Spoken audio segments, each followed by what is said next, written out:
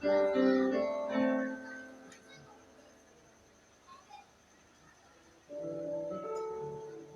dans le Seigneur, bonsoir. Nous sommes à l'heure fixée pour commencer notre culte de ce jeudi 30 avril 2020. Et j'aimerais mieux saluer tout le peuple de Dieu et toute personne qui nous suit partout où elle se trouve, quel que soit le lieu, quel que soit le pays. Que le Seigneur nous bénisse au nom de Jésus-Christ. Prions pour l'ouverture du culte au nom de Jésus-Christ. Seigneur, nous approchons auprès de toi. Sous le trône de ta grâce, nous invoquons, Seigneur, ta présence et ta grande miséricorde. Ô tendre Père, il t'a pris encore de nous rassembler ce soir, afin que nous puissions parler de toi, afin que nous puissions t'élever, afin que nous puissions t'exalter, te célébrer dans notre culte de ce soir, au sein de l'Église évangélique de la gloire de Christ. Que ton nom soit glorifié et exalté à perpétuité. Nous recommandons notre culte entre tes saintes mains. Que la gloire de ton Seigneur soit avec nous. Que le ciel s'ouvre et que la prière, la louange, l'adoration soit conduite et dirigée par le Saint-Esprit. Nous voulons encore dédier, Seigneur, ces moments de célébration entre tes mains. Gloire te soit rendue, notre Père, dans le nom puissant de Jésus-Christ. Nous avons prié. Merci, Seigneur Jésus-Christ. Thank you.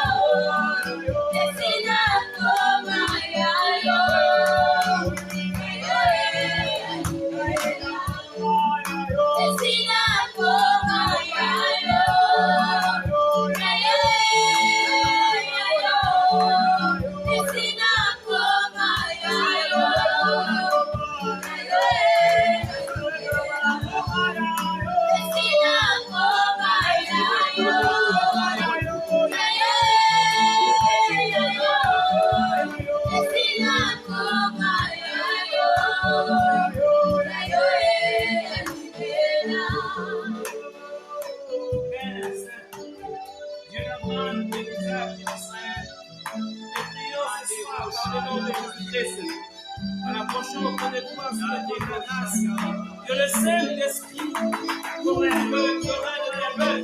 Que le Saint-Esprit ouvre le cœur de ton peuple, afin que le message de ce soir soit une parole du cœur, une parole qui transformera ton peuple, une parole qui fera que le peuple puisse vous approcher et enfin hériter le royaume des cieux. Père céleste, j'implore ton Seigneur, j'implore ta grâce, par le nom puissant de Christ. Où est cette parole de notre Seigneur? Agis, Père, au nom de Jésus-Christ. Je prie au Seigneur, dans le nom de ton Fils Jésus-Christ, et à ton œuvre sur la croix de nos péchés. Au nom de Jésus. Merci Seigneur Jésus-Christ. Amen. Acclamons devant le Seigneur en ce moment. Une adoration agréable de passer devant lui. Peuple de Dieu, shalom. Ce soir, nous allons parler sur le principauté des ténèbres qui règne dans la vie d'une personne d'une manière particulière. Et ensuite, nous allons finir par le remède pour libérer le peuple. Et très souvent, le peuple de Dieu qui sont déjà dans la foi, mais il y a certaines principautés qui continuent à dominer leur vie, certaines principautés qui continuent à régner dans leur vie. Et notre thème pour le sujet s'intitule « La destruction des principautés individuelles ». Je répète, la destruction des principautés individuelles. Et ce thème est tiré dans le livre d'Éphésiens, chapitre 6, verset 12, comme déclare l'apôtre Paul.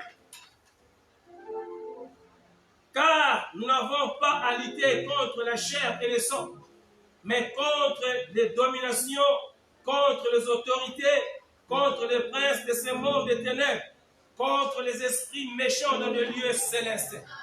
Voilà partie de ces versets que nous voyons l'auteur du livre aux Éphésiens parle des combats que nous avons, nous, en tant que chrétiens.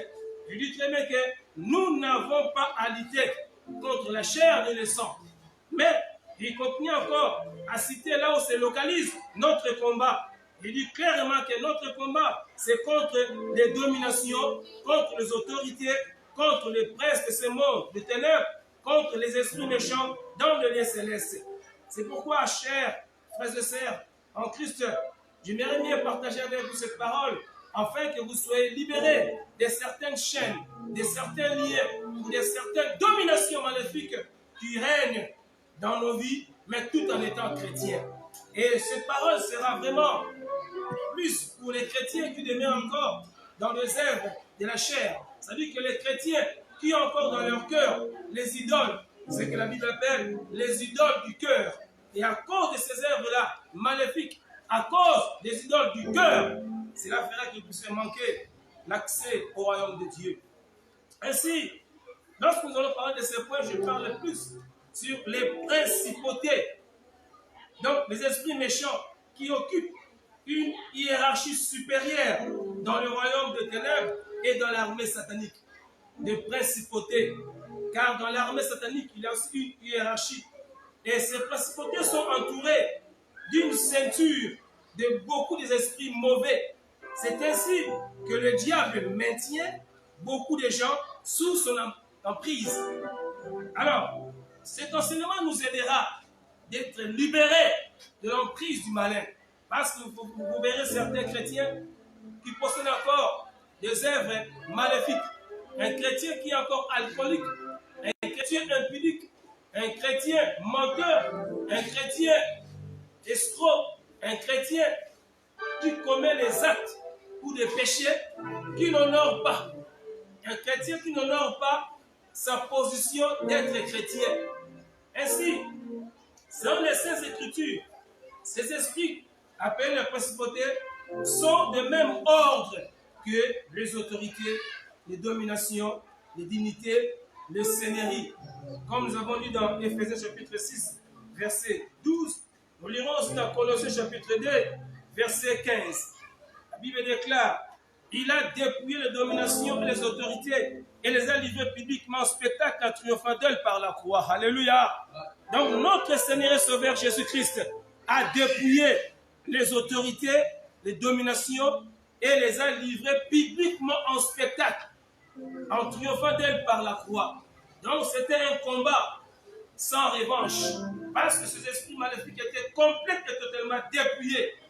Mais lorsque nous lisons dans cette écriture, ces esprits continuent toujours à attaquer le peuple de Dieu, parce que c'est un combat. Alors, lorsque Dieu maudit un homme ou un peuple, la personne doit être soumise sous la domination d'une principauté. Au clair, quand Dieu abandonne un homme ou une communauté, soit une famille, toutes les puissances de ténèbres ont la facilité de se loger dans la vie de cette personne, de se loger dans cette communauté ou soit dans cette famille, afin d'exercer leur seul besoin de destruction de la famille ou de la personne.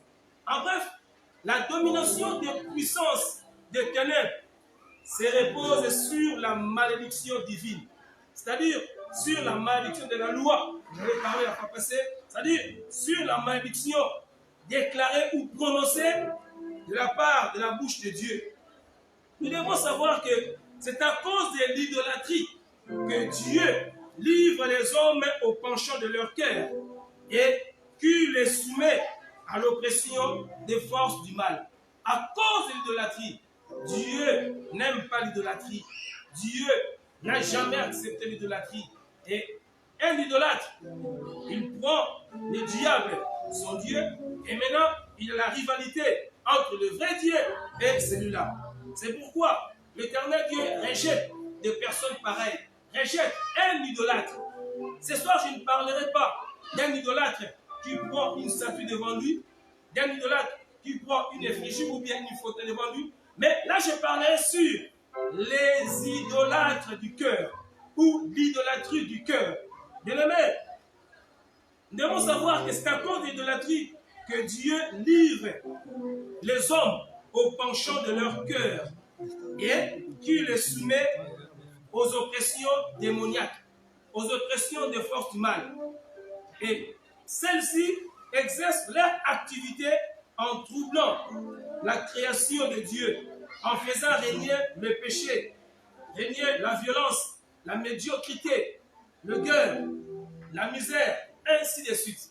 Qu'est-ce que je voulais dire par là? Au juste, je voulais cibler le genre de péché qui, à l'époque, au temps des prières, on disait plus un péché chéri. Un chrétien, un homme qui se déclare converti, mais qui quelque part demeure encore sous l'emprise d'un péché quelconque, d'un péché de vol, d'un péché de mensonge, d'un péché de tromperie, d'un péché d'adultère, ainsi de suite, tout genre de péché. Et lorsque ce péché-là est logé au cœur, et ce péché-là devient l'idolâtrie. C'est ça que je parle ce soir, l'idolâtrie du cœur.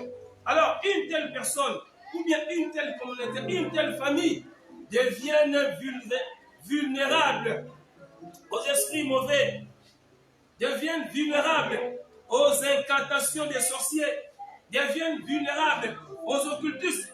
Et vous aurez à voir une telle personne ou bien une telle famille. Très souvent ce matin, ce soir, je parle sur l'idolâtrie individuelle. Alors une telle personne sera condamnée aux œuvres du mal, sera condamnée à l'emprise du diable.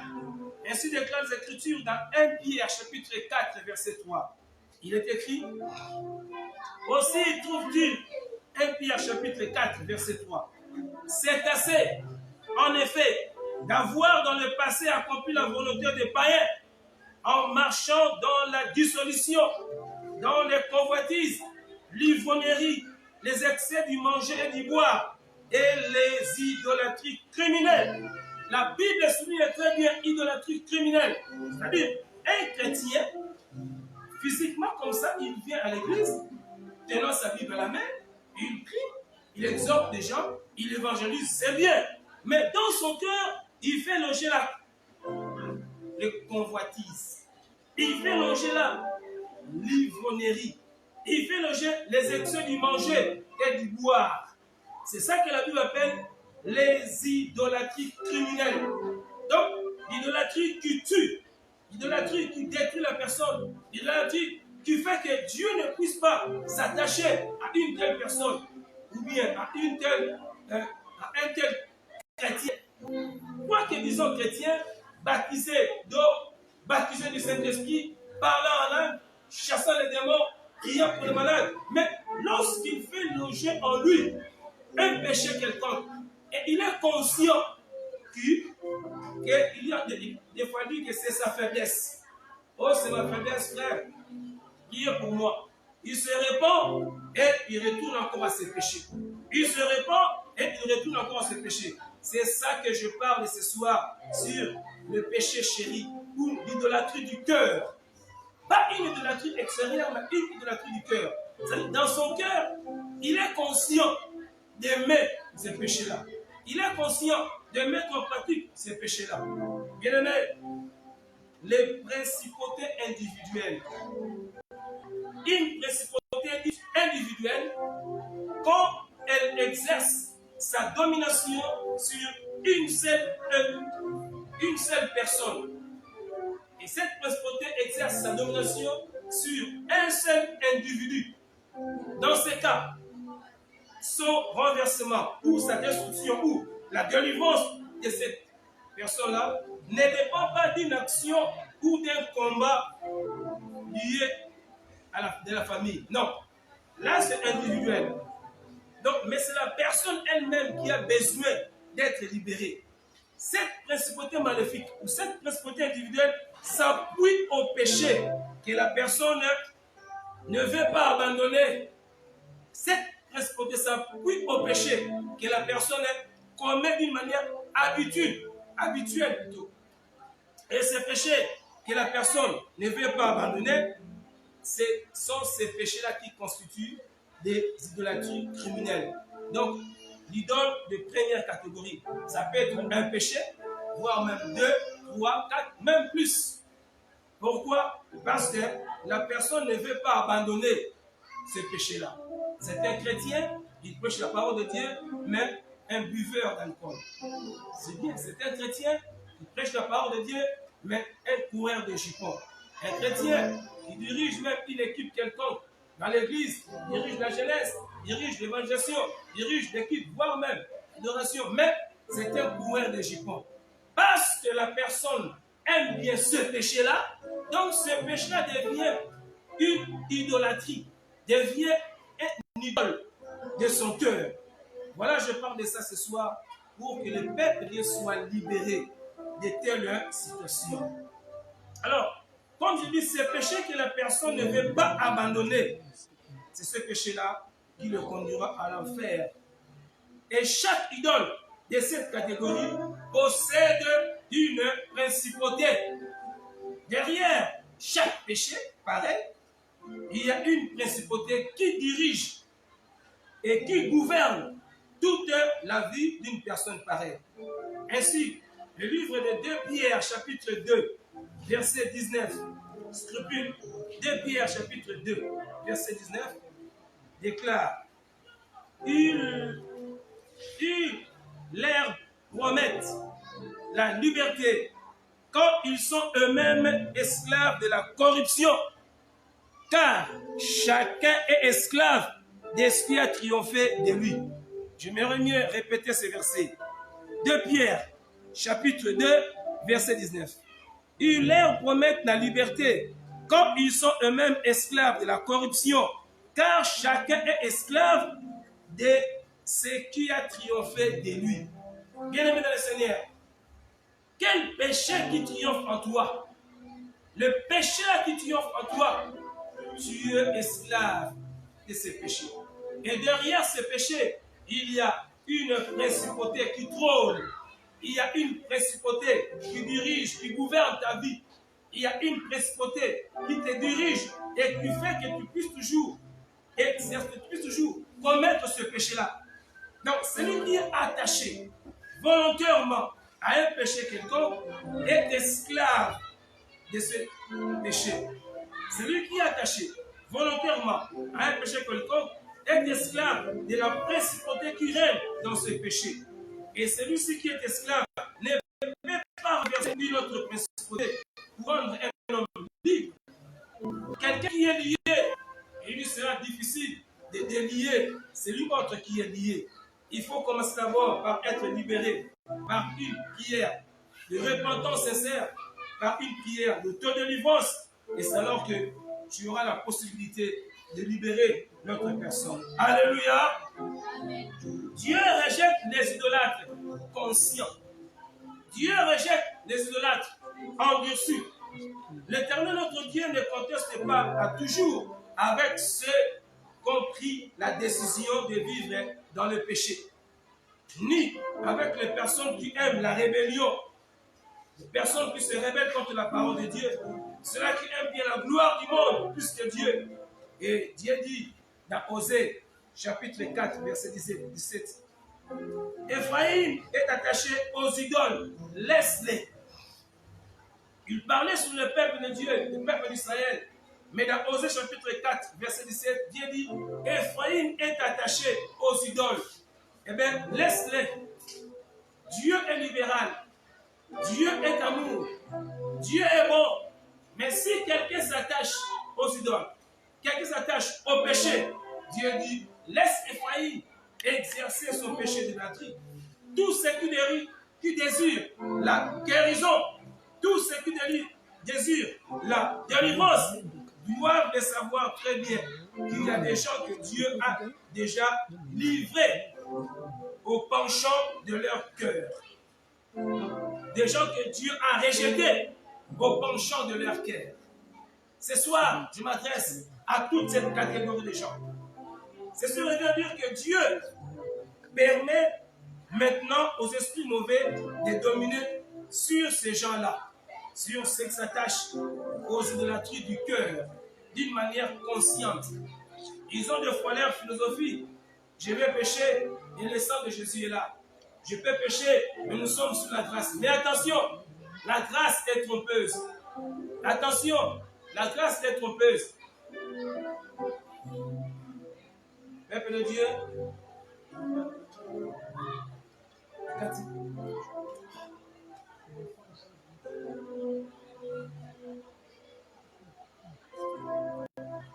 vous êtes chrétien, mais vous vivez encore dans le péché. C'est très très dangereux quand Dieu vous laisse faire tout ce qui est mal. Ça veut dire que vous vivez dans le péché, vous avez une mauvaise vie, mais Dieu vous laisse. Ça, c'est très dangereux, bien aimé. Ce soir, cet enseignement, c'est une interpellation. Comme déclare l'Écriture, examinez vous-même si vous êtes dans la foi. C'est-à-dire, sans une repentance sincère, vous irez à l'enfer. Mais Dieu est amour. Il veut que tous soient sauvés et parviennent à la connaissance de la vérité. Il faut avoir une vraie repentance. Donc, reconnaître ce péché. Confesser chaque péché. Prendre la décision de ne plus recommencer ce péché-là. Je rejoins encore l'apôtre Paul lorsqu'il dit dans Galates chapitre 2, verset 18. Car si j'ai rebâti les choses que j'ai détruites, je me constitue moi-même un transgresseur. Galates chapitre 2, verset 18. Si j'ai détruit, si j'ai rebâti les choses que j'ai détruites, je me constitue moi-même un transgresseur. La version Jérusalem déclare, si j'ai rebâti ce que j'ai détruit, je me constitue moi-même un meurtrier. En lingala, je peux interpréter ce qui n'a songeli, donc ce qui n'a tongi le sous. Makamouba mabenga na boyaki, kasi na zongeli yango, nazali komi komisa, ngai moko mobomi ya bongo inanga. Plusieurs personnes cherchent des sorciers de la famille ou ceux qui détruisent leur vie, mais sans pourtant le savoir que des fois eux-mêmes sont des destructeurs de leur vie. Ce soir, il y a une interpellation. La Bible déclare, examinez-vous vous-même, regardez si vous êtes réellement dans la foi.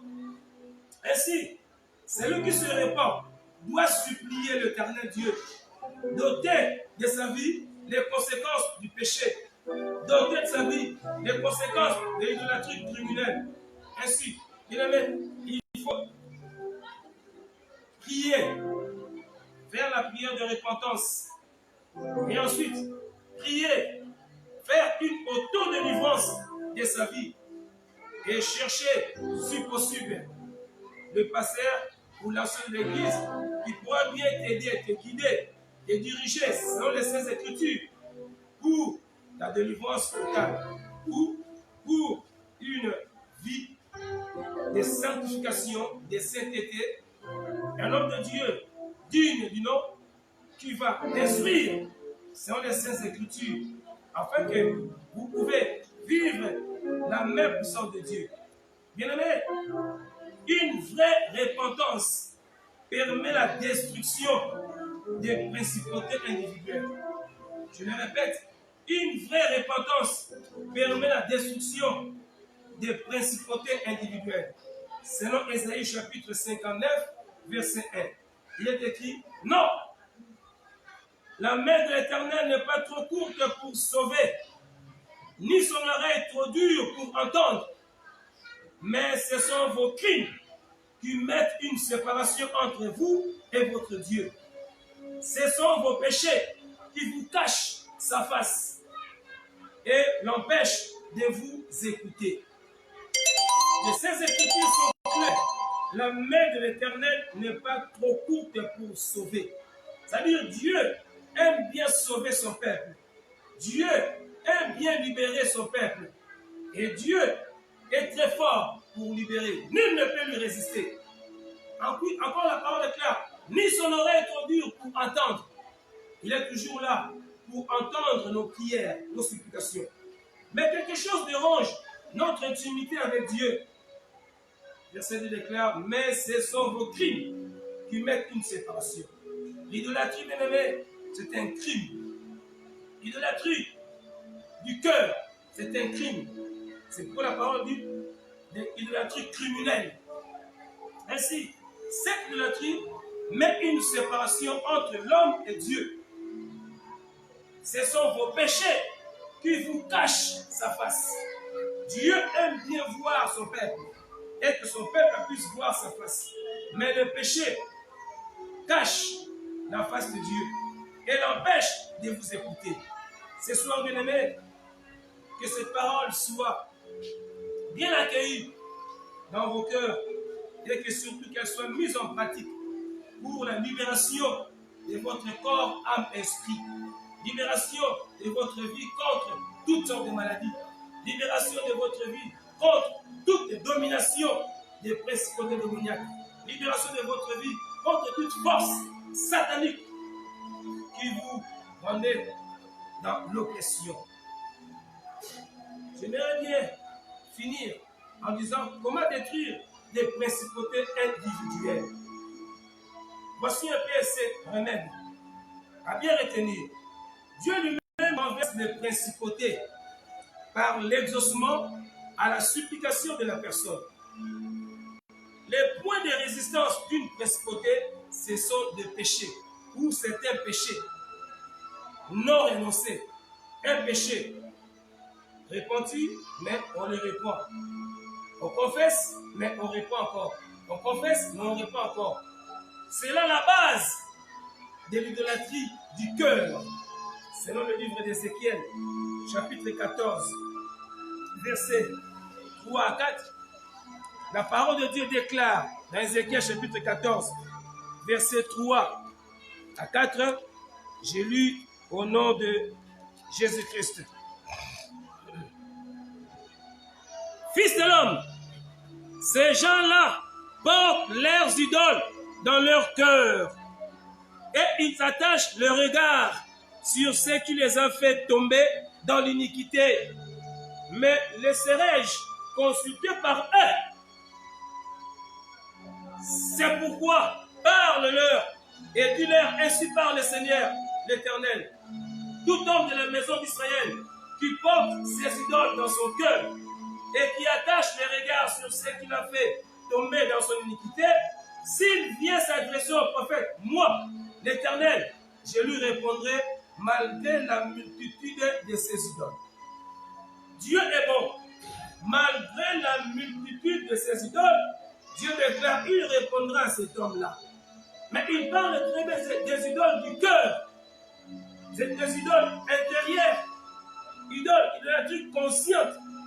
Bien aimé, avant de chuter, regarde ce que je vais faire comme une illustration. Les idoles sont comme des fauteuils dans une maison. Or, le corps de l'homme, c'est aussi comme une maison. C'est là que le principauté et toutes les autres classes des principautés démoniaques s'installent. C'est là qu'elles fondent leur règne. En revanche, pour les détruire, il faut le renverser.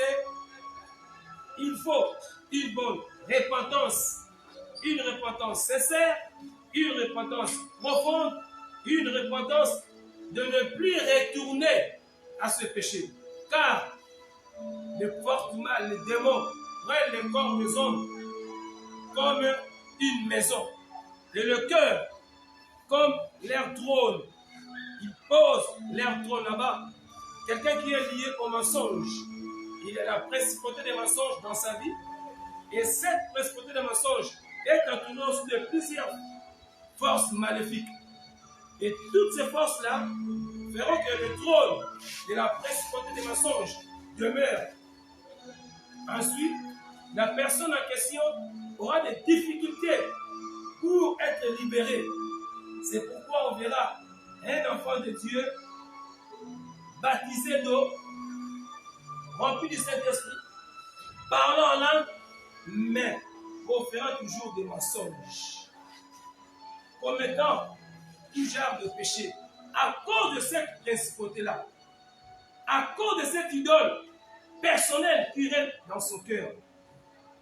Et le remède, c'est la repentance sincère. Alors, pour une bonne repentance, il faut établir une liste de péchés à confesser et à abandonner. Deuxième trait, reconnaître ce péché. Troisième trait, confesser un par un, sans avoir honte, ni cacher devant Dieu. D'ailleurs, tout est à nu et découvert devant l'Éternel notre Dieu. Ensuite, prendre une bonne décision de ne plus retourner à ce péché. Ensuite, il faut faire la restitution. Si vous avez volé, pris les choses d'autrui sans permission, pris le bien d'autrui sans permission, il faut savoir demander pardon et passer à la restitution. Ensuite, il faut passer par la réparation ou la réconciliation. Si vous avez encore des gens que vous ne parlez pas et vous ne vous pardonnez pas, il faut passer par la réparation et ensuite par la réconciliation. Bien-aimés le Seigneur, voici les remèdes qui sont vraiment devant vous.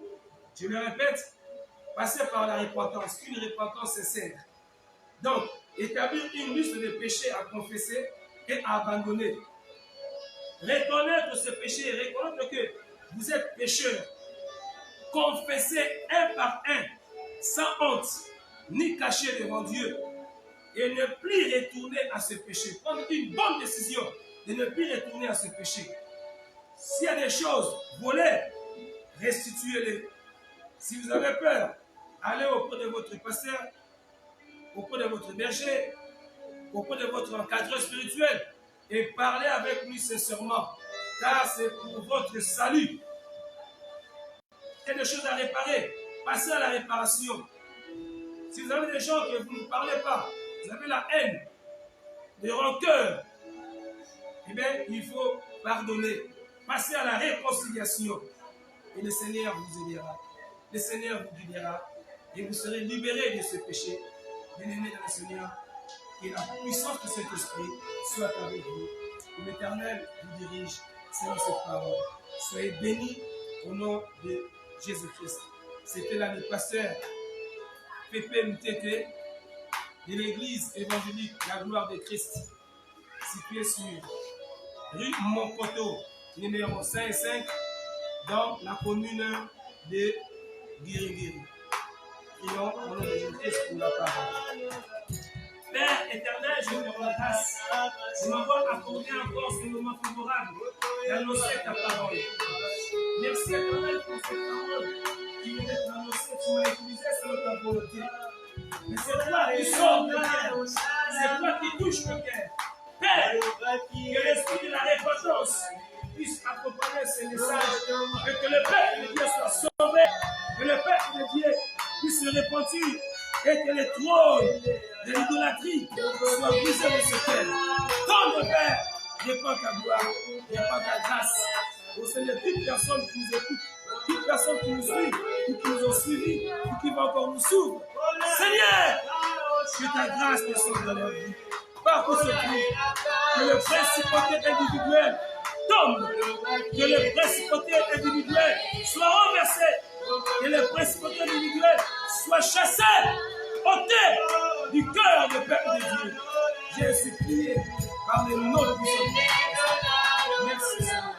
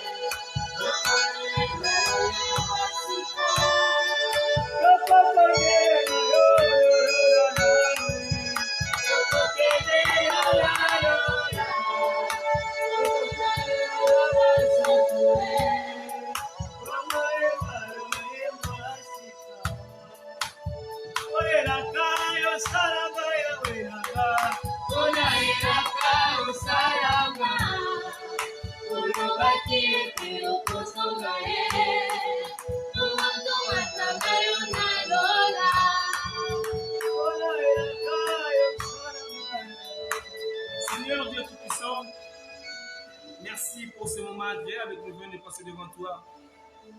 Père Saint, je ne manquerai jamais de prier pour des malades. Guéris toute personne malade.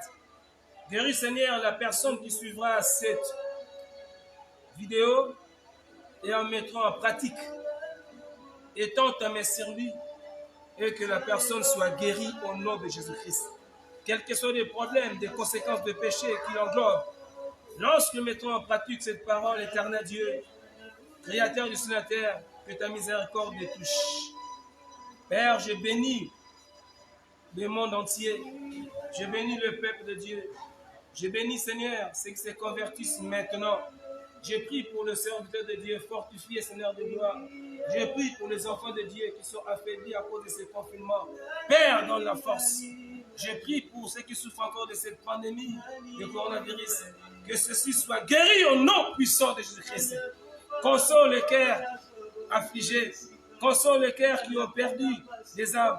Console, Seigneur Dieu Saint, toute personne qui a besoin de ta consolation. Au nom puissant de Jésus-Christ. Sois béni tout peuple de Dieu.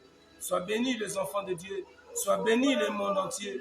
Sois béni, Seigneur, ceux qui s'attachent à ta parole. Tout pour ta gloire. Nous te disons merci, car tu as commencé avec nous et tu termines avec nous encore cette vidéo. Tout pour ta gloire, Père Saint, au nom puissant de Jésus-Christ. Amen.